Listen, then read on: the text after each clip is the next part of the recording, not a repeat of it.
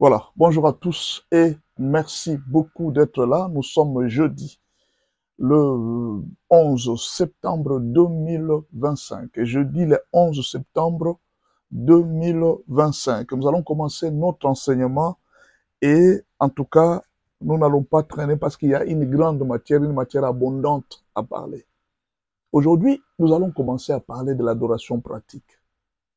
C'est quoi encore ça, l'adoration pratique? Quand on dit nous devons adorer le Seigneur, qu'est-ce que cela veut dire? Quand on appelle quelqu'un adorateur du Seigneur, c'est-à-dire quoi? Ah, je vais au culte d'adoration. Ah, aujourd'hui, je vais adorer le Seigneur. Il y a des gens qui disent ceci. Adorer, c'est aller à l'église, vous vous réunissez, vous mettez des cantiques, vous chantez pour Dieu, et puis on l'a adoré aujourd'hui. Tu as senti l'adoration d'aujourd'hui? C'était une grande... Non, c'était une adoration forte. Oui, c'est une partie de l'adoration. En tout cas, on va vous le dire. C'est une partie de l'adoration. Ce n'est pas encore de l'adoration. C'est juste une partie de l'adoration. Mais ce n'est pas encore l'adoration. Je voudrais aujourd'hui que vous puissiez comprendre la profondeur du mot adorer. Adorer veut dire servir. Vous servirez l'Éternel. Et il bénira vos pains et vos eaux. Adorer veut dire servir. Adorer veut dire aimer beaucoup plus. Mais dans les termes religieux, un adorateur, c'est un serviteur de Dieu. Or, Dieu a fait de nous tous un royaume et des sacrificateurs. C'est-à-dire tout chrétien est sacrificateur. Tout chrétien est adorateur. C'est-à-dire le fait seulement que tu es devenu chrétien, tu es directement adorateur. Ce n'est pas le fait d'aller au culte, non. C'est le fait seulement de suivre Jésus, d'accepter Jésus comme Seigneur et Sauveur. Tu deviens automatiquement adorateur de Dieu. Maintenant, Dieu a fait un constat avec ses adorateurs, avec ceux qui l'honorent. Dieu a fait un constat. Et c'est là qu'on va commencer aujourd'hui. Les constats amers de Dieu sur ses adorateurs. Je ne voudrais pas que ces constats soient aussi sur toi, sur ta vie. Dieu a fait un constat pour ceux qui s'approchent de lui. Il a remarqué quelque chose qui ne lui a pas plu. Je ne veux pas que cette chose qui ne plaît pas à Dieu puisse aussi te suivre toi. Je ne veux pas que les constats de Dieu puissent être sur ta vie. On va découvrir ensemble ce constat que Dieu a fait. C'est dommage que Dieu fasse ces constats sur nous. Nous allons parler de 6 principes d'adoration pratique. 6 principes d'adoration pratique. Vous devez quitter aujourd'hui cette adoration d'homme.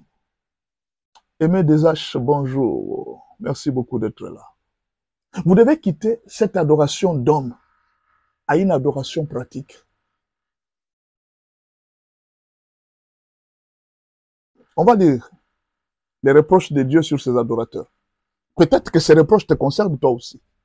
Dieu reproche à ses adorateurs quelque chose. Il leur reproche quoi? Écoutez, Isaïe 29, verset 13. Isaïe 29, verset 13. Je vais vous lire beaucoup de versets aujourd'hui. Il y aura beaucoup de versets à lire. Prenez vraiment votre Bible, soulignez les versets.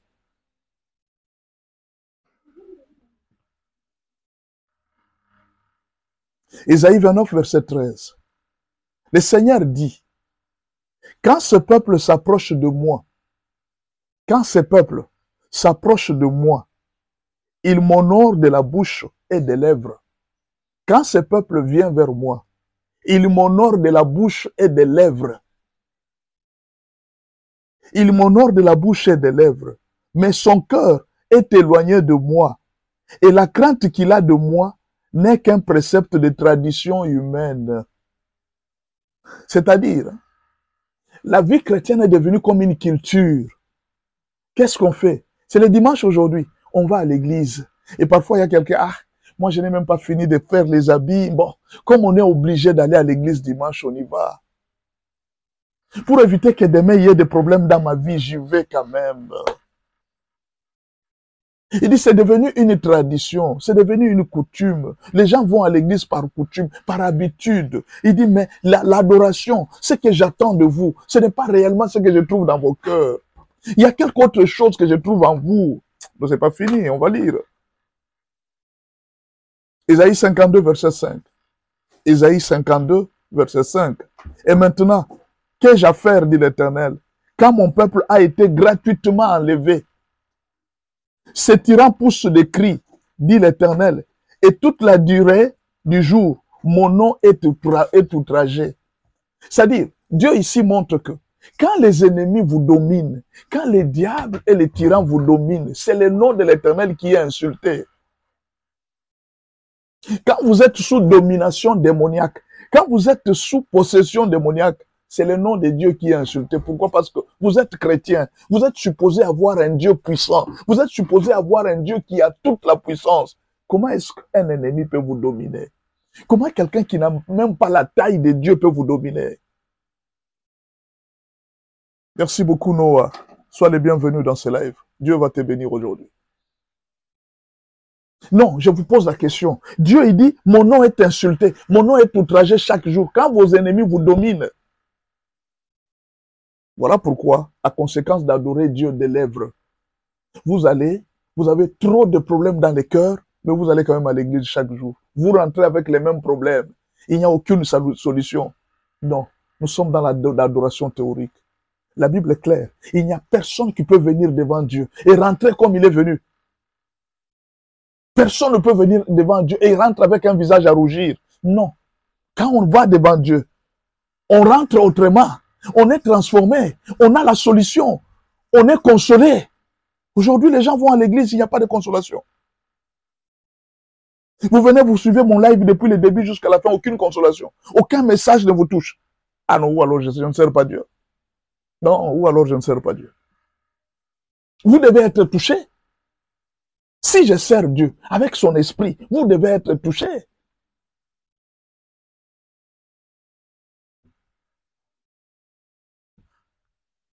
Que le Seigneur nous fasse grâce.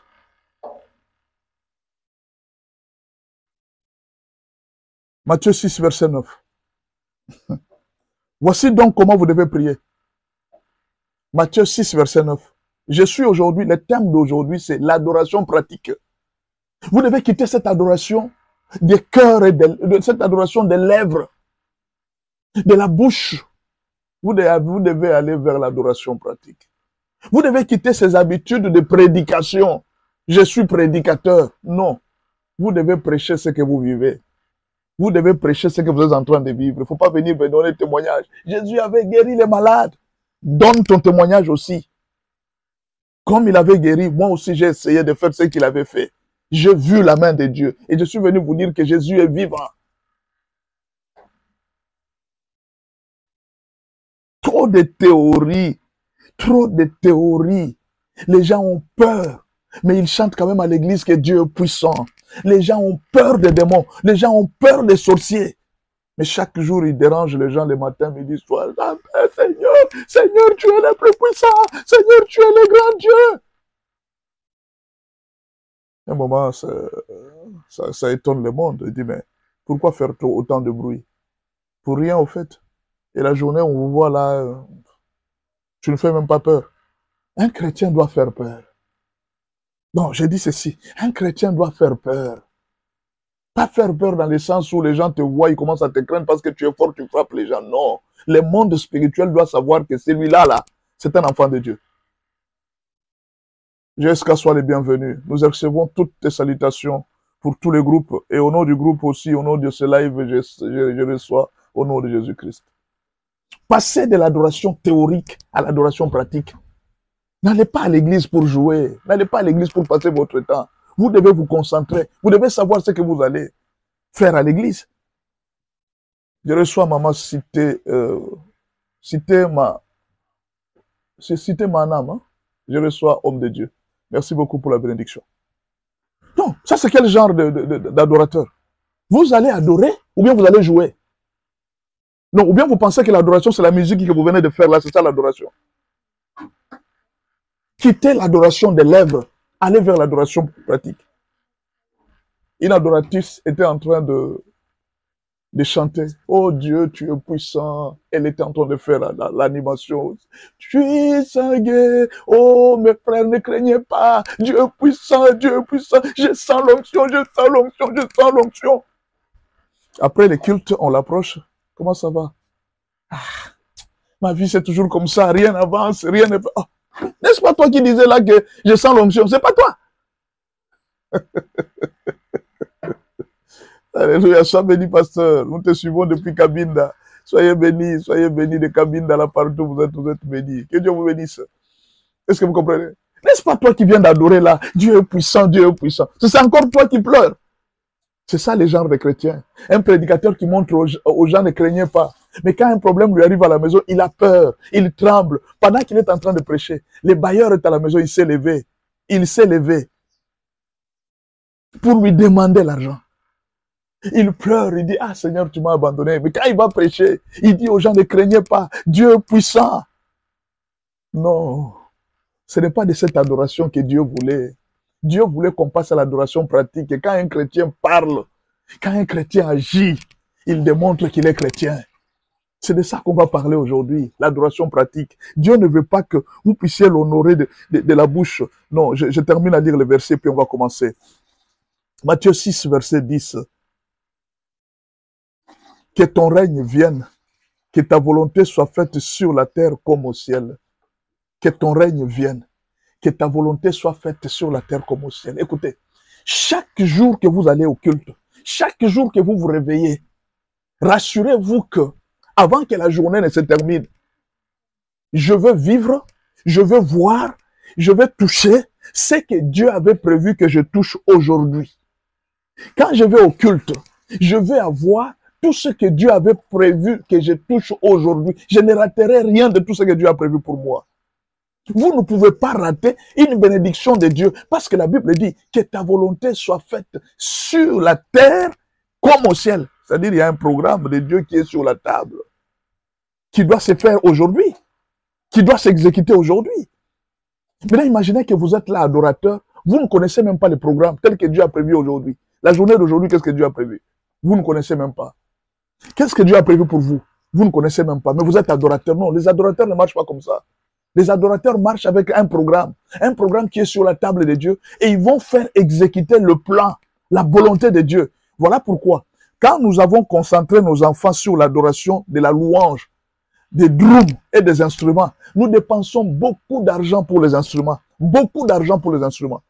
En tout cas, nous dépensons beaucoup d'argent pour les instruments. Vous allez voir que les églises s'achètent des instruments de qualité. Tout ça pourquoi? Nous voulons faire de l'adoration. L'adoration de combien de personnes? De 500 personnes. L'adoration de combien de personnes? De 2000 personnes, de 5000 personnes. Oui, c'est une partie de l'adoration. Mais je voudrais que vous puissiez passer à l'adoration pratique. C'est le cours d'aujourd'hui. Nous allons voir 6 leçons de l'adoration pratique. Vous allez comprendre que peut-être, moi, est-ce que moi j'ai déjà servi le Seigneur? Est-ce que moi ici j'ai déjà adoré Dieu? On peut commencer. Premier principe. Premier principe de l'adoration pratique. L'adoration pratique, c'est une adoration qui exprime ce qu'on pense de Dieu dans les cœurs parmi les hommes. Ce que tu penses de Dieu dans les cœurs là, ce que tu connais de Dieu dans ton cœur, tu l'exprimes maintenant devant les gens. On va prendre un exemple. Vous dites que Dieu est grand. Vous, là, votre vie, quelle grandeur de Dieu vous manifestez parmi les hommes? Quand vous êtes les fils de tel, on doit voir même votre nez. Ah, je vois le nez et le nez de son papa se ressemblent. Je vois la peau et la peau se ressemble. N'est-ce pas? On doit voir quelque chose. L'adoration pratique, le premier principe, c'est que l'adoration pratique, c'est une adoration qui exprime ce qu'on pense de Dieu dans le cœur parmi les hommes. L'expression de ce que tu penses de Dieu parmi les hommes. Tu manifestes ce que Dieu est parmi les hommes. Dieu est puissant guerrier. Nous devons aussi vaincre sur terre des puissances plus grandes que nous. Vous dites que Dieu est puissant. Vous dites que Dieu est grand. Non, vous devez arriver à vaincre. Oh non, je ne comprends pas. Vous devez arriver à vaincre les puissances qui vous dépassent. Prenons un exemple. Regardez l'exemple de l'adoration de David et notre adoration à nous. Quand David appelle Dieu puissant guerrier, il les manifeste. Toi, tu appelles puissant guerrier, tu as peur des sorciers qui sont dans ta parcelle. Non, il faut faire attention. Il faut faire attention. Ici, il y a beaucoup de sorciers. C'est celui que toi, tu appelles puissant guerrier, le Dieu tout puissant. Tu as peur des sorciers. C'est ça ton adoration à toi. Tu honores Dieu des lèvres, mais en pratique, tu ne l'honores pas. Quand tu parles quelque chose de Dieu, tu dois montrer au monde que c'est Dieu puissant. Tu dois manifester cela dans ton corps et dans ta chair. Il faut que le monde sente que ce monsieur a invoqué les dieux puissants, les dieux vrais. Disons un peu l'histoire de David. 1 Samuel 17, verset 45. Tu dois manifester ce que tu dis, ce que tu penses de Dieu. La manifestation de ce que tu dis et ce que tu penses de Dieu, ça doit se voir sur le terrain. Quand tu dis que Dieu est puissant, tu ne dois rien craindre. Une petite situation comme ça te fait pleurer. Et puis tu dis que non, Dieu est puissant. C'est ça les chrétiens d'aujourd'hui. Toute la nuit, ils passent la nuit en train de pleurer. Pourquoi? Parce qu'il a été déçu. Il ne sait pas que ce que Dieu a fait, toute chose concourt au bien de ceux qui aiment Dieu. Non, t'en fais pas. Qu'il parte, Dieu va envoyer l'autre. J'ai un Dieu qui a tout. 1 Samuel 17, verset 45. Lisons un peu. Voyez l'adoration de David et votre adoration. Vous allez voir la différence entre un adorateur comme David et un adorateur comme toi et moi. Regardez la différence. 1 Samuel 17, verset 45. David dit aux Philistins, il lui dit ceci. Il exprime les dieux qu'il a, n'est-ce pas? Il lui dit, regarde les dieux que moi je sers. Écoutez, tu marches contre moi avec l'épée, la lance et les javelots. Et moi je marche contre toi au nom de l'Éternel des armées, du Dieu de l'armée d'Israël, que tu as insulté. Donc, toi tu es venu avec les armes à main, moi je suis venu avec les noms de quelqu'un. Donc la bataille que nous faisons, c'est la bataille entre ton Dieu et le nom de mon Dieu. Entre ta force et le nom de mon Dieu. Vous comprenez? David se bat avec qui? Avec le nom de Dieu. Comment est son Dieu?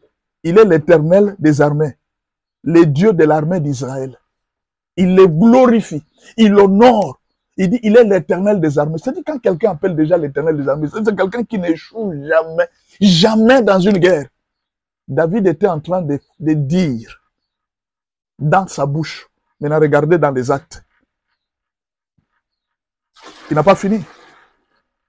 Aujourd'hui, l'Éternel te livrera entre mes mains, je t'abattrai et je couperai la tête, et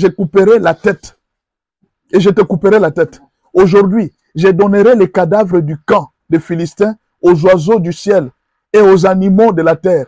Et toute la terre saura qu'Israël a un Dieu. 1 Samuel 17, verset 47. Et toute cette multitude saura que ce n'est ni par l'épée, ni par la lance que l'Éternel sauve, car la victoire appartient à l'Éternel. Et il vous livre entre vos mains, entre nos mains. Aussitôt qu'il a fini, aïe, aïe, aïe, aïe, aïe, aïe, aïe, aïe. Aussitôt qu'il a fini d'adorer Dieu, il avance vers Goliath. Ah, tu ne comprends pas. Aussitôt qu'il a fini de glorifier le nom de l'Éternel, il avance vers le combat. Une adoration qui est accompagnée d'un acte. Tu as déjà vu quelqu'un qui est là? Essayez de venir. Je vais vous frapper. Vous là, vous tous là, je vais vous frapper. J'ai un Dieu fort. Vous ne ferez rien. Et quand les sorciers essayent d'avancer, tu es déjà en dessous du lit. C'est ça les chrétiens d'aujourd'hui. Nous avons peur. La peur n'est pas chrétienne. Nous regardons aux apparences des gens et nous craignons. Nous lisons les histoires des gens. Écoutez ce que Saoul a dit à David. L'histoire de ces messieurs. L'histoire de ces messieurs est terrible. C'est un monsieur qui a été guerrier depuis son enfance. Il n'a jamais échoué à un seul combat. Comment est-ce qu'un enfant de Dieu peut glorifier l'ennemi à ce niveau-là? C'est pourquoi Saoul n'avait pas gagné. C'est pourquoi Saoul avait peur. On lui avait dit l'histoire de Goliath. On lui a dit que Goliath est très grand. Goliath est très fort. Vous comprenez? Mais lui, Saoul ne regardait pas la grandeur de Dieu. Il n'avait pas l'histoire de Dieu. Et les chrétiens, on est en train de vous vanter. Vous voyez, dans cette avenue, le féticheur là, il est le plus fort. En tout cas, il tue les gens. Les gens ne jouent pas avec lui. Vous voyez, dans cette famille, il y a la tante. La tante est plus forte. Personne ne joue avec la tante. Et maintenant, toi, dimanche, tu viens. Seigneur, tu es au-dessus de toutes les puissances. Tu es au-dessus de tous les grands. Les marabouts sont soumis. Les féticheurs sont soumis. Les sorciers sont soumis. Oh, Jésus, Jésus, Jésus, Jésus. Maintenant, quand tu passes, la tante là de l'avenue, les marabouts là de l'avenue, il est venu, il a ramassé la poussière de tes pieds. Et dit, toi, tu veux me défier. Je vais te montrer qui je suis. Toute la nuit, tu vas appeler le pasteur. Tu appelles le pasteur de Paris, tu appelles le pasteur de Kinshasa, tu appelles le pasteur de... Il y a le féticheur qui a pris la poussière de ma tête. Il a dit, tous les quartiers disent qu'il tue les gens. Voilà les genres d'adorateurs qu'on a. Voilà les genres d'adorateurs qu'on a. Aussitôt qu'il dit, tu vois toi, on m'a parlé de toi, que tu as été guerrier depuis ton enfance. J'ai entendu parler de toi, mais je suis venu te parler d'une autre histoire, Goliath. Goliath, je suis venu te parler d'une histoire. L'histoire de quelqu'un, d'un guerrier, le chef de l'armée d'Israël. Toi, tu pensais que c'était Saoul. Non, ce n'était pas Saoul qui était le chef des armées. Il y avait au-dessus de Saoul quelqu'un qui était le chef des armées. Oh, Saoul a pensé qu'il va se battre avec Goliath avec sa force. Au lieu d'utiliser la force de Dieu. C'est ça la différence entre Saoul et Goliath. Entre Saoul et David. Vous avez peur. Mais en même temps, vous montrez aux gens que vous avez un Dieu puissant. Une adoration des lèvres. Mais en pratique, vous avez peur. Saoul, il a un Dieu puissant, mais il a peur. La Bible dit que quand ces messieurs venaient injurier Dieu, Israël s'est caché. Mais Israël se prétendait avoir un Dieu puissant. Celui qui avait sauvé le peuple en Égypte. Le peuple qui m'honore des lèvres. Le peuple qui honore Dieu à l'église. Quand ils sont sur le terrain, ils ont peur. Ils croient même que leurs enfants peuvent avoir la sorcellerie. Ne mange pas ça, ne mange pas ça. Tu risques d'avoir la sorcellerie à l'école. Tu continues à croire que quelqu'un peut donner à ton enfant la sorcellerie. Tu as imposé toi-même tu viens d'imposer la main sur tes enfants. Et puis tu leur dis, faites attention, hein, ne mangez pas les histoires des gens, hein, on risque de vous donner la sorcellerie. C'est-à-dire ta main là que tu viens d'imposer là, elle n'a pas de pouvoir, elle n'a pas de puissance. Tu viens d'imposer ta main sur tes enfants. C'est-à-dire tu ne crois pas que cette main que j'ai mis, c'est tout un parasoleil de Dieu que j'ai mis sur mon fils. Quand il va là, aucun accident ne va lui arriver. Il n'y a aucune chose qui va arriver. Même si vous m'appelez, on me dit, non, j'ai prié pour mon fils le matin. Il est sous la protection de Dieu. Il n'y a rien qui va lui arriver. Regardez comment est-ce que les parents tremblent devant les bonnes informations. Vous avez peur. Les adorateurs. Les adorateurs. Passons à l'adoration pratique. Ce que vous dites, démontrez-le. Prouvez aux gens que ce que vous dites est vrai. Prouvez aux gens que ce que vous parlez de Dieu dans votre cœur, c'est ce que réellement vous confessez et vous vivez. Passez à l'adoration pratique. Ne soyez pas une adoration théorique. Ces peuples ne m'honorent que des lèvres et de la bouche. Mais ils sont loin. Il dit ce qu'ils font, ce sont des traditions, ce sont des préceptes traditionnels. Ils sont habitués à les faire. Ils les font parce que c'est d'habitude on fait ça. Comment est-ce que vous priez d'habitude?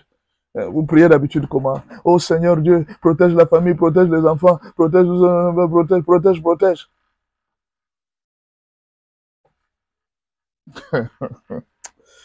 Enfants de Dieu, soyez forts.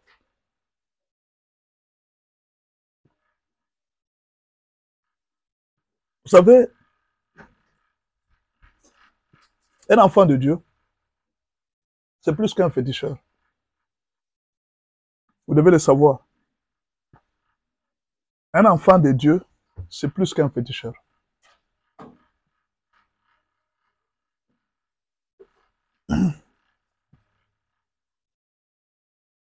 Un jour, je dormais à la maison.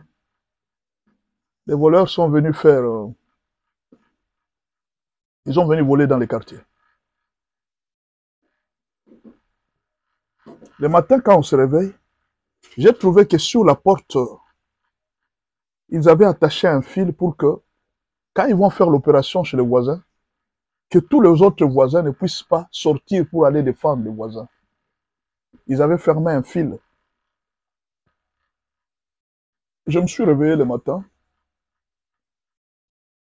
On a essayé de délier le fil. J'ai pris ce fil-là. Je l'ai amené à l'église. J'ai dit, Seigneur, tu vois, c'est lui qui a osé venir à ma porte. Tout celui qui a osé venir sur ma porte, prendre le courage de fermer ses fils sur ma porte à moi, alors que je ne l'ai pas dérangé, alors que je n'ai jamais dérangé sa vie. Je ne veux plus entendre parler de lui. Je finis ma prière. Le lendemain, je viens, je prends encore ses fils. Seigneur, tu vois là, monsieur qui a fait ça. Je ne veux plus entendre parler de lui. Ce que j'ai vu par la suite, c'est terrible. Croyez en Dieu. Croyez en la puissance de Dieu. Manifestez cela. Ne craignez pas. Des gens vont chez des féticheurs. Ils reçoivent des petits pouvoirs. Ils viennent vous intimider, vous. Ils viennent vous faire peur. Des gens ramassent l'argent des cadavres. Ils ont tué des gens, n'est-ce pas?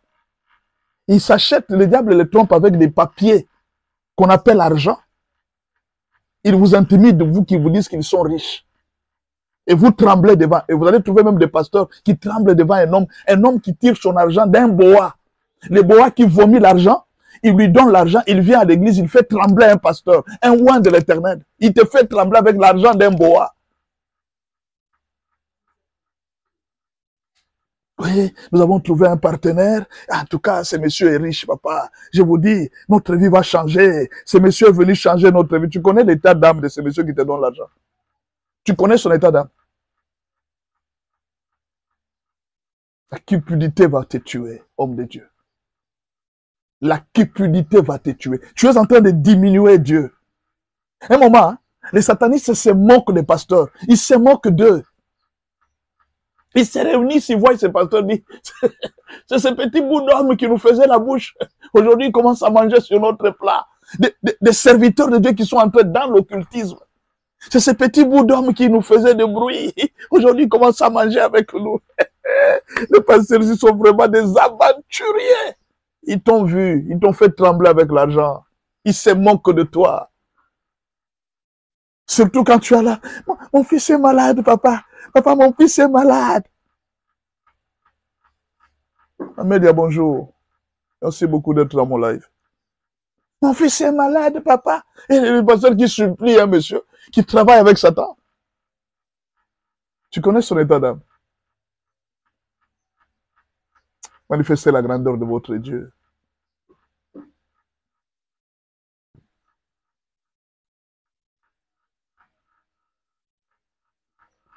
Deuxième principe. Deuxième principe de l'adoration pratique. Que ton règne vienne. Que ta volonté soit faite sur la terre comme au ciel. Deuxième principe. Que ton règne vienne. Que ta volonté soit faite sur la terre comme au ciel. Ça, c'est une bombe dans l'adoration. Dieu a un programme, un plan qui est écrit au ciel sur sa table. Merci beaucoup. Merci beaucoup de me suivre tous les matins. Nelly Monga, bonjour. Merci beaucoup. Dieu a un programme. Je dis ceci. Dieu a un programme sur la table. Il a un programme. Il a le plan d'une maison. Il a le plan des avenues. Il a tout ça. Maintenant, il voudrait que ces plans s'exécutent sur la terre de la même façon qu'il l'a sur la table.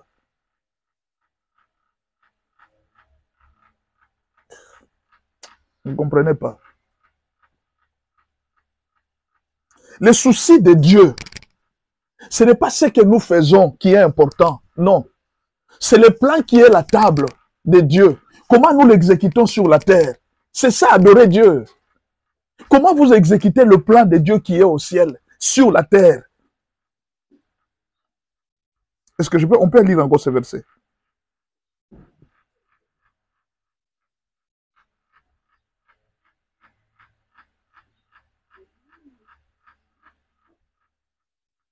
Lisons encore ce verset. Hein. Voici comment vous devez prier. Notre Père qui es aux cieux, que ton nom soit sanctifié. Pour que le nom de Dieu soit sanctifié. Apôtre Élisée Sonia. Bonjour Bishop Benjamin. Merci beaucoup pour l'enseignement doctrinal. Que Dieu vous bénisse Bishop. Apôtre, que Dieu vous bénisse. Que Dieu vous bénisse grandement. Écoutez. Voici comment vous devez prier. On vous dit comment prier. Je ne sais pas comment vous voulez inventer vos prières. Oh, je ne sais pas. C'est Jésus qui vous dit, voici comment vous devez prier. Notre Père qui es aux cieux, que ton nom soit sanctifié. Sanctifié, c'est-à-dire mis à part, différencié des autres noms. Que le nom de Dieu soit sanctifié, mis à part, différencié. Ça, ce n'est pas une prière, c'est une pratique. C'est quelque chose que vous devez faire. Différencier le nom de Dieu. Sanctifier le nom de Dieu parmi les hommes. Que ton règne vienne. Et que ta volonté soit faite sur la terre comme au ciel. Apparemment, vous ne comprenez pas. Les soucis de Dieu, ce n'est pas seulement que vous restiez là en train de prier. Non. Votre prière doit installer le royaume des cieux sur la terre. Ah. Je ne sais pas si je me fais comprendre. Les prières que vous faites doivent vous pousser. La conclusion des prières que vous devez, l'objectif des prières, voilà, les mots qu'il faut. L'objectif de vos prières est de faire la volonté de Dieu qui est au ciel, la mettre sur la terre, et que, on continue, la volonté de Dieu qui est au ciel doit être sur la terre, et que le règne de Dieu vienne sur la terre. C'est-à-dire, c'est une sorte de colonisation de la terre. Vous êtes appelés à coloniser la terre, à faire de la terre ce que les gens sont au ciel. Un adorateur, c'est un colonisateur, c'est un dominateur. Comment est-ce que je peux dire? Un adorateur, c'est un dominateur. C'est un colonisateur. Qu'est-ce qu'il fait? Il prend son Dieu, il l'installe dans la vie des autres, il enlève les dieux des autres. Non, vous ne comprenez pas. Apparemment, vous ne comprenez pas. Vous savez qu'est-ce que les colons sont venus faire? Ils ont amené leur culture. Ils nous l'ont imposé. Nous commençons à porter aujourd'hui des vestes et des cravates à cause de la culture des colons. Nous mangeons avec des fourchettes à cause de la culture des colons. Leur volonté s'est réalisée ici chez nous. Nous avons commencé à étudier, à suivre les cursus comme les colons. C'est le souci de Dieu parmi les hommes. Vous devez coloniser le monde avec mon nom. C'est ainsi que mon nom sera sanctifié. Mais nous nous contentons de faire descendre le royaume des cieux dans l'église, dans l'adoration avec des chants et des louanges. Nous devons aller à la pratique, coloniser le monde.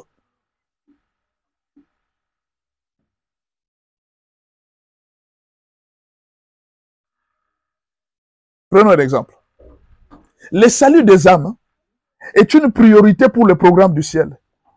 Chaque fils de lumière doit chercher premièrement le royaume et faire régner Dieu dans les cœurs des gens. Il faut que le royaume entre dans les cœurs des gens. Il faut que le royaume entre dans les familles. Il faut que le royaume entre dans les nations. N'est-ce pas cela sanctifier le nom de Dieu? N'est-ce pas cela faire venir le règne de Dieu? Bon, je ne sais pas de quel règne vous êtes en train de parler quand vous adorez. Oui, Seigneur, que ton règne vienne, que ton règne... Vous voulez que Dieu fasse quoi là où vous êtes là? Le règne va faire quoi? Vous tous là, vous êtes là. Vous êtes déjà dans le règne de Dieu. Vous n'en avez plus vraiment besoin. Ceux qui ont besoin du règne de Dieu, ce sont les autres nations qui sont dehors. Voilà pourquoi la vraie adoration doit nous pousser à l'évangélisation. Parce que nous devons faire du nom de Dieu un nom mis à part. Mais ce n'est pas à l'église que le nom de Dieu, le nom à l'église est déjà mis à part. Nous avons déjà mis le nom de Dieu à part. Maintenant, nous devons étendre la grandeur de Dieu.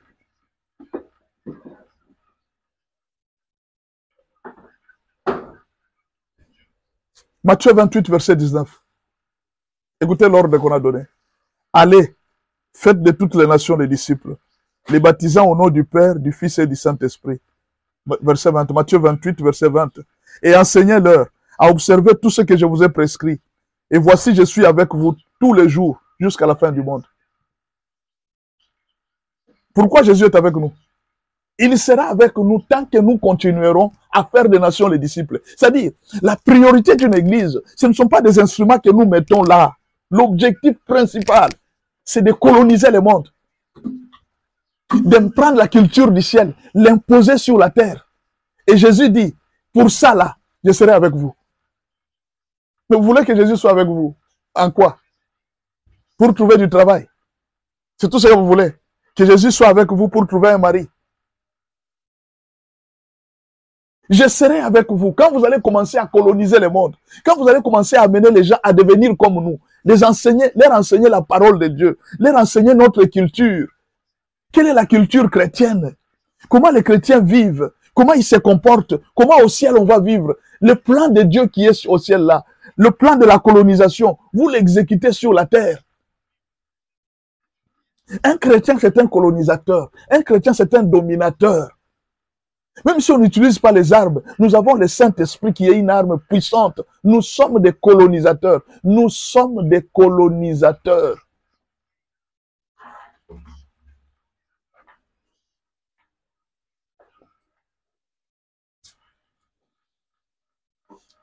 Je ne sais pas qu'est-ce que tu fais de ta vie chrétienne. Tu penses que Dieu est content de te voir toi venir à l'église, tu t'assieds et puis tu rentres à la maison, ma famille, mes enfants. Non, tu dois coloniser le monde. Tu dois coloniser le monde. C'est ça la vraie adoration. Non, apparemment tu ne comprends pas. Je peux t'aider? Lisons ce verset. Proverbe 14, verset 28. Proverbe 14, verset 28. Quand le peuple est nombreux, c'est la gloire d'un roi. Et vous ne comprenez pas. La gloire qu'on remet à Dieu, c'est quand le peuple est nombreux. Quand le peuple devient nombreux, c'est la gloire d'un roi. Faites des nations les disciples, c'est la gloire d'un Dieu. Vous remettez la gloire à Dieu. Quand le peuple manque, c'est la ruine du prince. Vous êtes ruiné tant que vous n'êtes pas en train d'évangéliser. C'est-à-dire quoi? Les contrats avec Dieu, pour que les princes soient forts et puissants, c'est quand il est en train de ramener dans le royaume des âmes. Utilisez tout ce que vous avez comme moyen pour ramener des âmes, pour les coloniser. Utilisez vos moyens pour coloniser les gens. Vous savez, quand vous colonisez les gens, leurs richesses vous appartiennent. Tout ce qu'ils ont vous appartient. Regardez les gens qui sont venus nous coloniser. Ils ont fait de la RDC leur richesse. Le Congo est venu, c'est notre pays que Dieu nous a donné. Nous étions propriétaires de cette terre et ils sont venus nous coloniser. Tout ce qu'ils avaient appartient. C'est pourquoi, quand vous colonisez les gens, leurs richesses appartiennent à Dieu. Tout ce qu'ils ont, c'est à Dieu maintenant, ce n'est plus à eux. La colonisation est un exemple que Dieu a montré au monde, comment son royaume devrait être installé. Ceux qui ont été colonisés par les Arabes, vous allez trouver que jusqu'à ce jour, ce sont des régions musulmanes. Un chrétien, c'est un colonisateur. Mais pas dans le sens du monde. Mais quelqu'un qui vient coloniser les gens, il amène la colonie de Dieu parmi les hommes. C'est ce qu'il a dit. Faites des nations les disciples et enseignez-leur à vivre comme nous, à être comme nous. Enseignez-leur leur culture, notre culture, que ça soit en eux. Comment vous adorez-vous?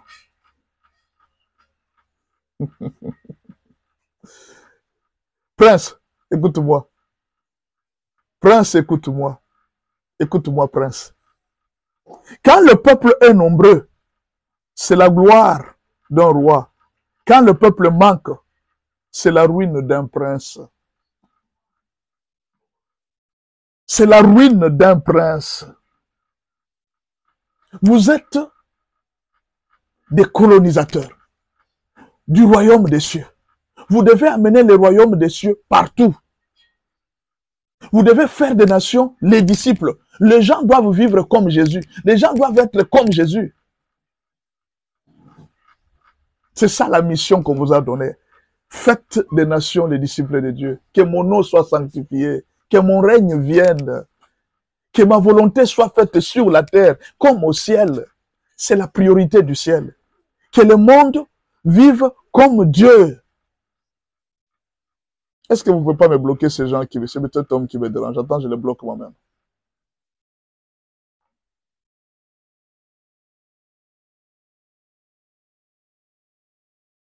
Est-ce que vous comprenez?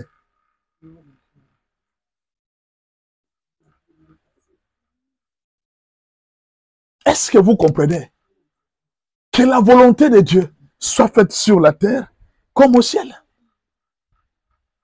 Ça doit être fait sur la terre comme au ciel. Qu'est-ce que Dieu a déjà prévu pour vous sur cette terre?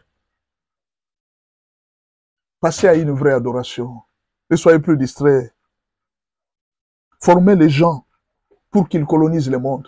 Formez les gens pour qu'ils amènent le monde à Christ. Pour que les gens vivent la culture chrétienne, la culture de Dieu. Formez les gens à cela chaque jour.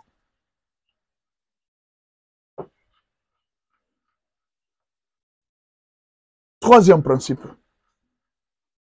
Je vais beaucoup insister là-dessus. Troisième principe. Celui qui vous reçoit, me reçoit. Troisième principe. Celui qui vous reçoit, me reçoit. C'est le troisième principe d'adoration. Celui qui vous reçoit, me reçoit. Il y a un problème très sérieux. Il y a un problème très sérieux aujourd'hui. Au moment où je vous parle, il y a un problème très sérieux. Quel est le problème? Les gens ne savent plus voir Dieu à travers les hommes. C'est un problème très sérieux, je vous dis, mes frères. Les gens ne savent plus voir Dieu à travers les hommes. Les gens attendent un Dieu avec la barbe blanche, un Dieu avec beaucoup de longs cheveux, avec une robe blanche. Les gens sont en train d'attendre un tel Dieu. C'est dommage, mes frères. Ça devient vraiment dommage.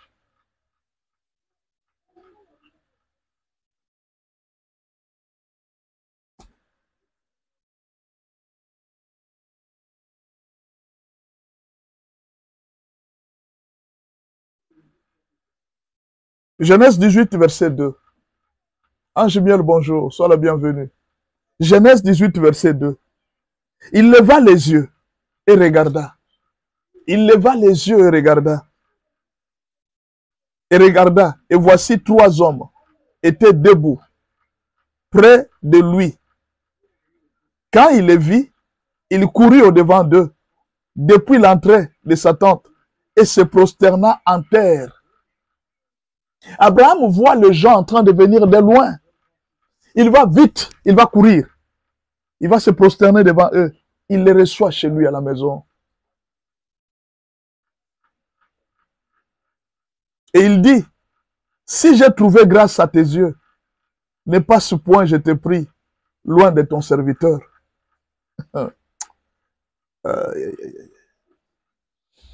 Il y a un problème aujourd'hui avec les chrétiens. Les chrétiens ne reçoivent plus Dieu dans leur maison. Les chrétiens reçoivent des hommes, ils reçoivent des amis, ils reçoivent des hommes et des amis, ils ne reçoivent plus Dieu.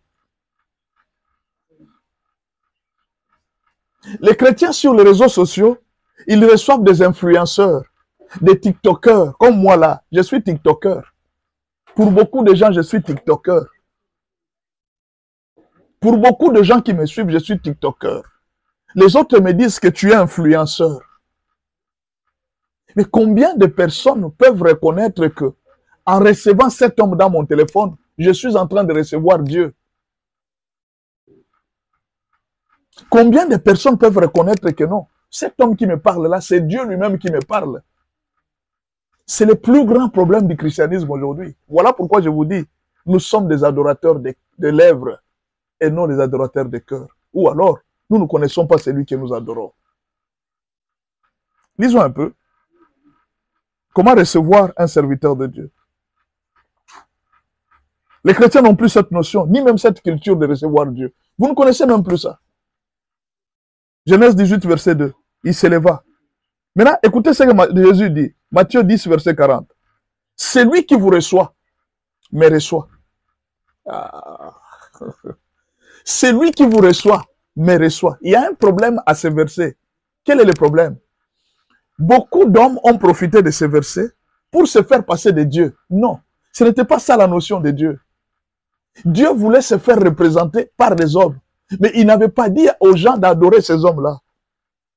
Dieu peut se faire représenter par des anges, mais il n'a pas autorisé aux gens d'adorer les anges. Non, c'est ça en fait la différence. Excuse. Voilà pourquoi la première leçon que Dieu donne à ses serviteurs, c'est le brisement pour que les serviteurs deviennent humbles. Quand vous n'êtes pas humble, vous pouvez remplacer le nom de Dieu par vous-même. On vous reçoit au nom de Dieu, mais vous-même vous vous dites que non, Dieu n'existe plus, c'est moi qui suis Dieu. C'est l'orgueil qui pousse les gens à faire ça. C'est ce que le diable a commencé par faire.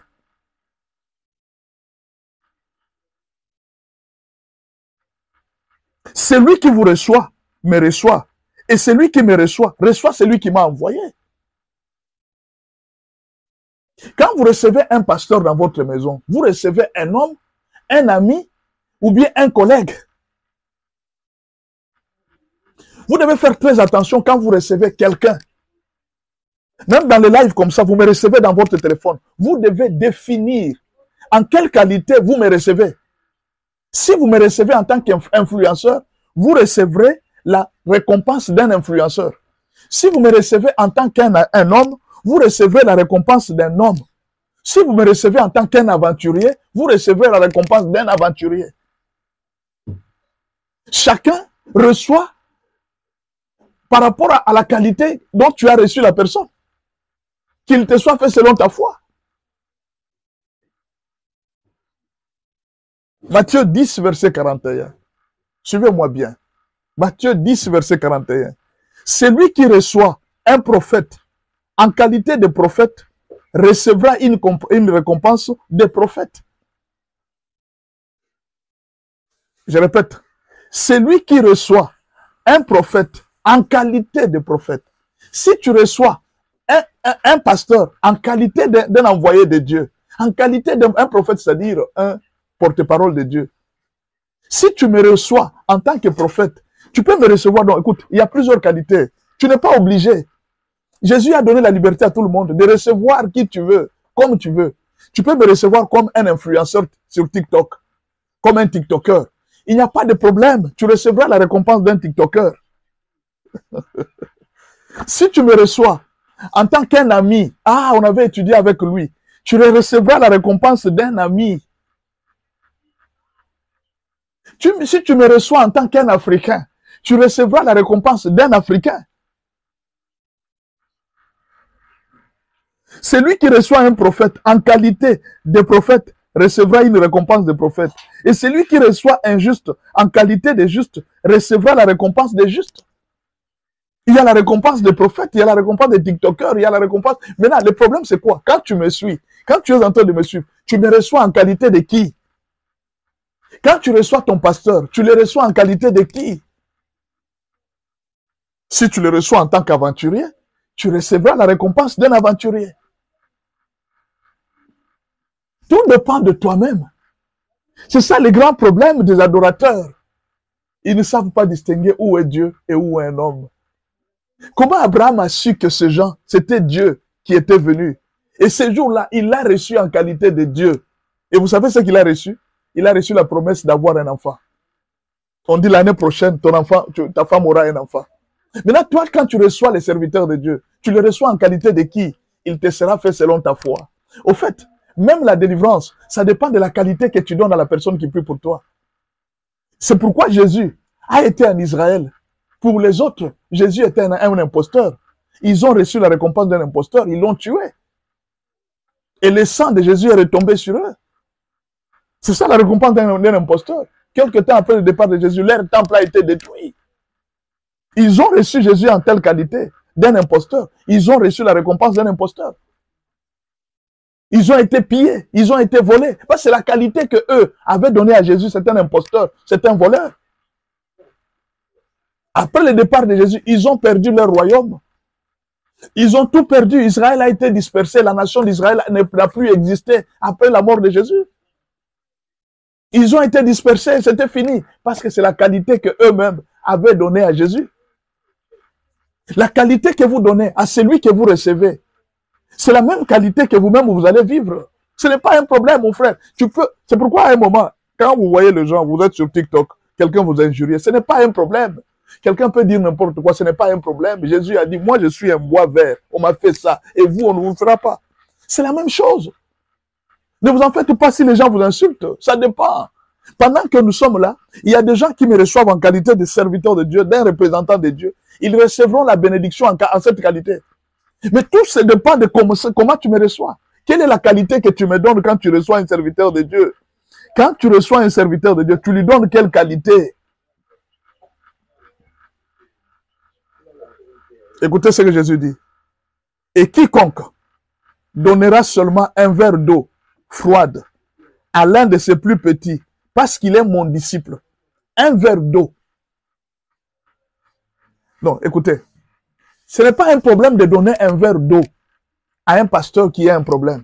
Ce n'est pas un problème d'aider un homme qui a un problème. Non. Vous devez déterminer la qualité de la personne que vous recevez. Vous devez déterminer la qualité de... Tant que vous ne déterminez pas la qualité, vous n'aurez pas... C'est la qualité que vous déterminez qui va déterminer la récompense que vous recevrez. Apparemment, vous ne comprenez toujours pas. Les adorateurs, ouvrez les yeux. C'est-à-dire, quand tu reçois quelqu'un parce qu'il est disciple du Seigneur, tu lui donnes un verre d'eau parce qu'il est disciple de Jésus, tu recevras la récompense d'un disciple de Jésus. Mais il y a des gens qui reçoivent des pasteurs comme des mendiants. Tu les recevras la récompense d'un mendiant. Tu dois déterminer la qualité de la personne que tu reçois. Tu reçois cette personne en qualité de qui?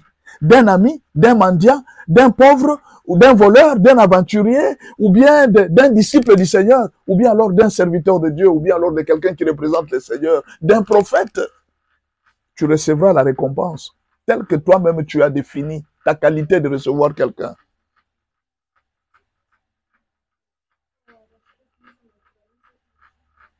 Lot reçoit des personnes qui sont venues. Il a trouvé que ce sont des anges. Ce sont des serviteurs de Dieu. Il les a reçus, il les a protégés chez lui à la maison. Aujourd'hui, l'hospitalité n'est plus à la mode chez les chrétiens.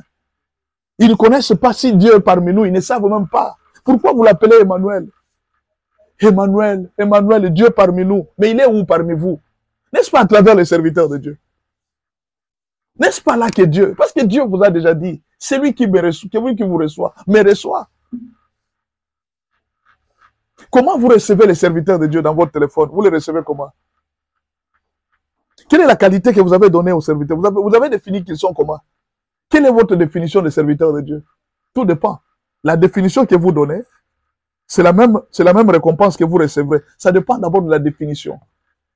Voilà, quand vous êtes adorateur, vous devez faire très attention à tout ce que vous déclarez. Quelle est la définition? Ah, c'est un aventurier celui-ci. Ah, je sens que tu es un homme de Dieu. Ah oui. Ah oui, c'est ça le problème d'adorateurs. Les adorateurs ne savent plus distinguer. Jésus avait été très clair. Il dit, vous ne me verrez plus.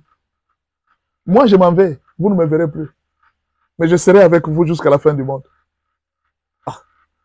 On ne te verra plus. Mais tu seras avec nous jusqu'à la fin du monde. Je voulais vous poser la question à vous tous qui êtes ici. Qui a déjà vu Jésus venir le prêcher le matin chaque jour? Qui a déjà vu Jésus?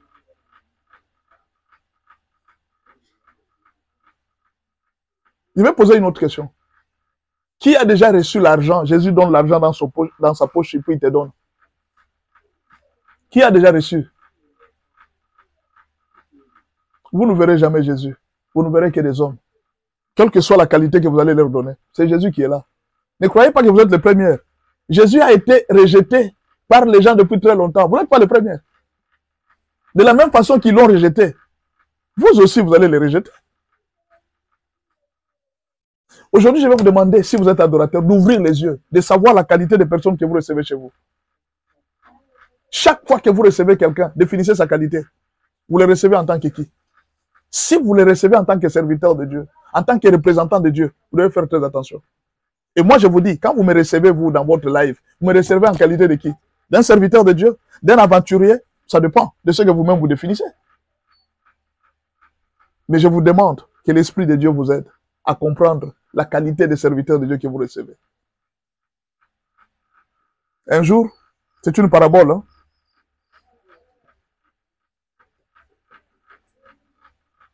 C'est une parabole que je vous donne.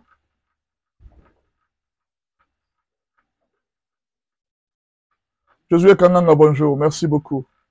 Je vous donne une parabole. Il y a une femme qui avait suivi un témoignage à l'église. Elle a suivi un témoignage à l'église et dit, mes frères, j'ai dormi.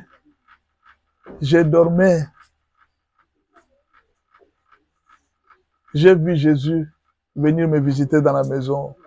Dans les rêves, je l'ai vu. Il dit, je te bénis. Ta souffrance est terminée. Tu ne verras plus cette souffrance, cette humiliation que tu as connue, tu ne la verras plus.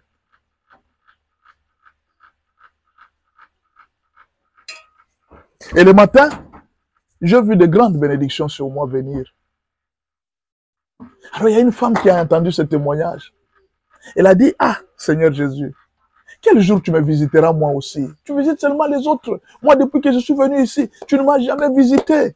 C'est une parabole. Comprendre qui voudra comprendre. Jésus, moi, tu ne m'as jamais visité. Ce sont seulement les autres que tu visites. Jésus lui a dit, ok, il n'y a pas de problème, je vais te visiter. Et la femme était chez elle à la maison. Elle a vu un aveugle venir chez elle à la maison. Bonjour, c'est la maman ici. Maman, j'ai faim. Est-ce que tu ne peux pas me donner à manger? Quitte ici. Moi, j'ai déjà préparé ma maison. Je dois recevoir Jésus. Toi, tu es venu. Ah, quitte. Il a chassé l'aveugle. La deuxième fois, il y a un petit enfant qui est venu comme un enfant abandonné là. Bonjour, maman. Est-ce que je peux avoir à manger? J'ai faim, maman. Maman, quitte ici. Tu entres dans ma maison. Tu veux entrer dans ma maison. Mais tu es sale. Moi, je dois recevoir le Seigneur aujourd'hui. Toi, tu veux me salir ma maison. Et la troisième fois, c'est un vieux papa qui est venu. Il est passé très lentement. Il dit, bonjour maman, est-ce que tu peux me donner un verre d'eau? Je suis très fatigué. La maman l'a regardé, la forme vraiment d'un vieux papa sorcier du quartier. Hey, regarde-moi ce sorcier. Celui-ci est venu me faire rater ma bénédiction. Hein. Celui-ci est venu me faire rater ma bénédiction. Hey, sans effet, moi je reçois Jésus aujourd'hui. Sans effet, sans effet. Et puis le monsieur est parti. Puis c'était un silence. Et ce jour-là, le Seigneur. La maman le soir a dit, ah Jésus, moi j'ai pensé, on m'avait dit que toi tu ne mens pas. Donc tu m'as aussi menti. Aujourd'hui tu avais dit que tu vas venir et tu n'es pas venu.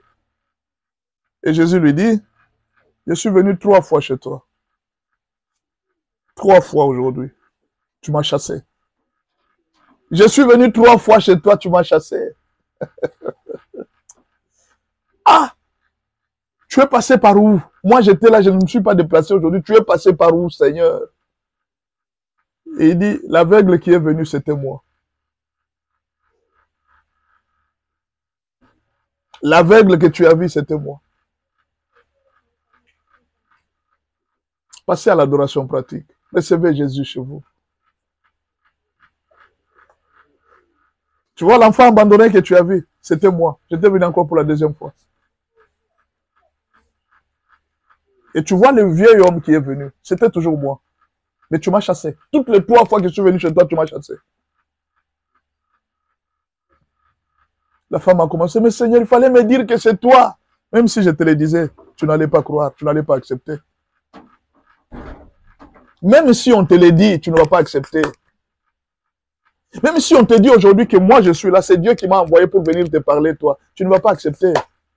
Parce que tu attends un Jésus avec des barbes. Voilà les adorateurs d'aujourd'hui. Passez à l'adoration pratique. Recevez Jésus dans votre maison. Vous ne recevez plus les gens. Vous ne recevez plus les serviteurs de Dieu. Il dit chaque fois que vous l'avez fait à l'un de ces petits, c'est à moi que vous l'avez fait. C'est à moi, c'est à Jésus que vous l'avez fait. C'est lui qui vous reçoit, mais reçoit. Et il reçoit celui qui m'a envoyé. Pourquoi vous ne voulez pas recevoir Dieu, mais en même temps, à l'église, vous voulez le voir. Seigneur, je vais te voir. Seigneur, je vais voir ta main. Seigneur, je vais te voir. Mais il vient même jusque chez vous. Il vient même jusque dans votre téléphone. Vous ne le voyez toujours pas. Vous voulez voir l'école Dieu. Dieu est venu chez vous dans votre maison, dans votre propre téléphone. Vous ne voulez toujours pas le recevoir. Regardez le nombre de personnes. J'ai là 72 personnes. Dieu est venu chez vous. Il est venu vous parler. Il est venu comme un ami, vous parler même dans votre chambre. Vous ne le voyez toujours pas. Un verre d'eau, quand vous donnez même à un de ses disciples, parce qu'il est mon disciple, vous ne manquerez pas votre récompense. Maintenant, vous voulez qu'on vous récompense comment? Votre argent, c'est pour vous. Vos biens, c'est pour vous. Les verres d'eau, c'est pour vous. Les verres de lait, c'est pour vous. Tout, c'est pour vous.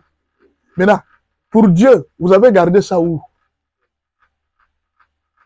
Non, moi, je n'ai rien à donner à Dieu. Il a déjà tout fait pour moi à la croix. Qu'est-ce que je vais lui donner? C'est la même chose avec des enfants. Essaye d'acheter un bonbon à ton enfant et demande-lui après, coupe-moi les bonbons. L'enfant ne va pas te donner. C'est comme ça que l'homme se comporte. Ce que Dieu te donne, c'est moi qui t'ai acheté ces bonbons, c'est moi qui t'ai donné ça. Mais demande maintenant à l'enfant, coupe-moi un peu seulement. Tu vas voir comment est-ce que l'enfant va pleurer. Il oublie que c'est toi qui as acheté pour lui. Il oublie que demain, c'est toi qui vas encore lui acheter. C'est comme ça que se comportent les chrétiens. Ils oublient que tout ce que vous êtes, c'est Dieu. Tout ce que vous avez, c'est Dieu. Et ils ont des raisons, ils ont mis des doctrines autour d'eux. Non. Recevez les serviteurs de Dieu. Recevez Dieu. Vous avez un problème de stérilité. Recevez Dieu dans votre maison. Oui, vous posez la question, mais je vais vous répondre à la fin. Hein. Vous écrivez seulement votre question. Je vais me rappeler, je vais poser à la fin. C'est Giovanni Simba. Oui, vous posez la question, je vais vous répondre à la fin. Recevez le Seigneur, s'il vous plaît.